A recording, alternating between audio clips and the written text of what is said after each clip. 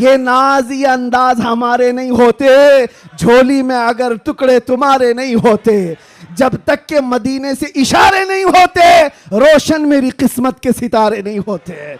और आप सबको एक मैसेज दे जा रहा हूं, हमारी इज्जत, हमारी ये अहमियत लोग आज पलकों पर बिठाकर चलते हैं और देखने के लिए उमड़ पड़ते हैं। तो वो इसलिए नहीं कि मैं बहुत बड़े किसी नेता से ताल्लुक रखता हूं या किसी पार्टी का सरकर्दा अहम रुकन हो, नहीं, बल्कि आपको भी वो मैसेज देता हूं, बेदाम ही बिक जाइए बाजार नबी में, बेदाम ही बिक जाइए बाजार नबी में। अरे इस शान के सौदे में खसारे नहीं होते, इस शान के सौदे में खसारे नहीं होते।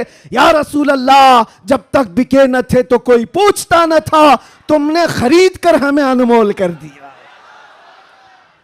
हकीकत है या नहीं? जो बाजार मुस्तफा में बिक जाता है वो इतना अनमोल होता है, इतना अनमोल होता है कि चाहे उसके साथ जो कुछ भी किया जाए फिर उसका नाम मिटता नहीं है। 100 साल हो गए, आज भी हमारे मजमू में आला हजरत जिंदा है। रबीउल अव्वल शरीफ की 2 तारीख हो गई, 12 रबीउल अव्वल को अभी कितने दिन बाकी है? 10 दिन बाकी है। और 10 दिन देखना आप, कितनी खुजली कितने लोगों को होती रहती है।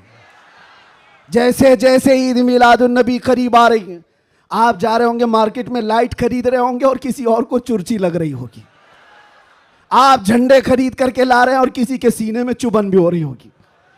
ये सारी चीजें 10 दिन तक तो होती रहेंगी। इससे अंदाजा लगाओ मेरे अजीजों, हमारी तादाद बहुत कम है, हम बहुत छोटी तादाद में जी रहे हैं।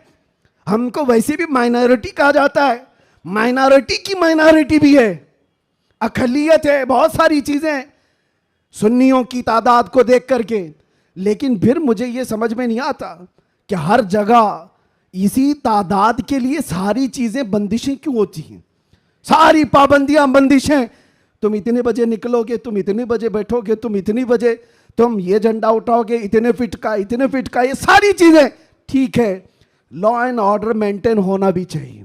लेकिन दूसरी तरफ दुनिया जो तुम्हारे चेहरों से तुम्हें दुनिया को डराती है, खास तौर पर मीडिया ये चेहरे दिखा दिखा करके दूसरों को डराते रहते, ये देखो ये ऐसे लोग हैं, वैसे लोग हैं।